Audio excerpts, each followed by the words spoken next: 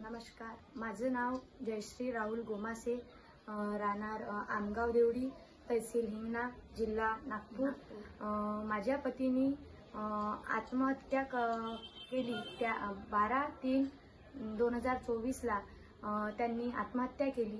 त्या दिवशी त्यांनी माझ्या मोबाईलवर मेसेजेस, व्हॉइस कॉल जे पाठवले आहे त्यांनी आणि आम्ही वरिष्ठ पोलीस निरीक्षक आणि मुख्यमंत्री यांच्याकडे सुद्धा लेटर पाठवले आहे, तरी यांच्यावर कारवाई झाली नाही।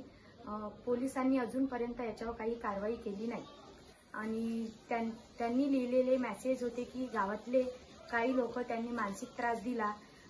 त्यांचे नाव प्रभाकर लेकुळवारे, हेमंत भोयर, कवडू भोयर आणि प्यारू पठाण यांच्यामुळे त्यांनी मानसिक त्रास होता हे त्यांनी मोबाईलवर सांगितले, तरी यांच्यावर काहीतरी कारवाई करावी ही विनंती।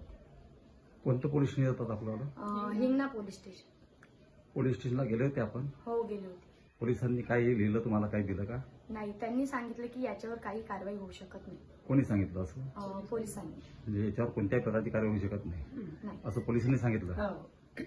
तुम्हाला काही FIR कॉपी किंवा काही? नाही, काही नाही। पोलीस स्टेशन म्हणून काही आलेलं नाही? आणि तुम्ही पुढे आता जे तक्रार केली म्हणता उपमुख्यमंत्र्याकडे, त्यांच्याकडून काही मिळालं? नाही। बरं, ह्या कोण आहे? तुमचं काय नाव आहे? शोभा दत्तूजी गोमासे। किती मुलं आहे तुम्हाला?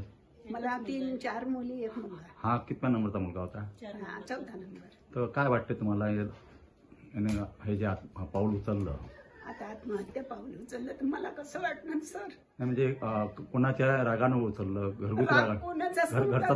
घरचा काही प्रश्न नव्हता ना? काहीच नाही, कोणाचाच त्रास नाही घरी। तर हे ताईने जे नावं सांगितले त्यांच्यामुळेच केलं त्यांनी। अजून माझा मुलगा असा करणारा नव्हता। तुमचं काय नाव? ते सविता चंद्रशेखर भडंग। तुम्ही कुठे असता? मी modern school Koradi road, Nagpur.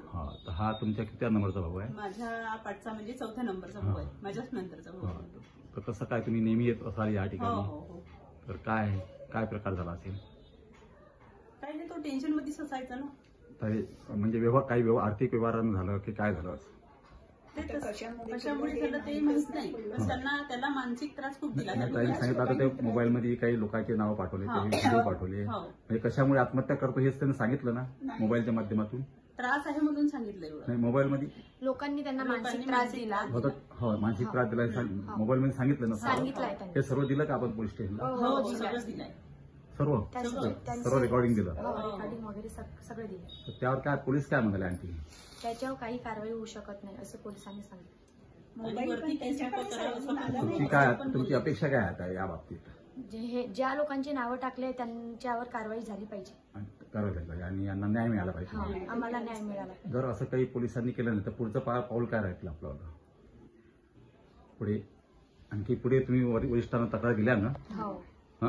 त्यांच्याकडून काही आलं पत्रव्यवहार? नाही, अजून नाही आलं। काही विचारणा केली का त्या ठिकाणी? आम्ही जे अर्ज दिले त्याच्यावर काही कारवाई झाली म्हणून? नाही, अजून काही नाही।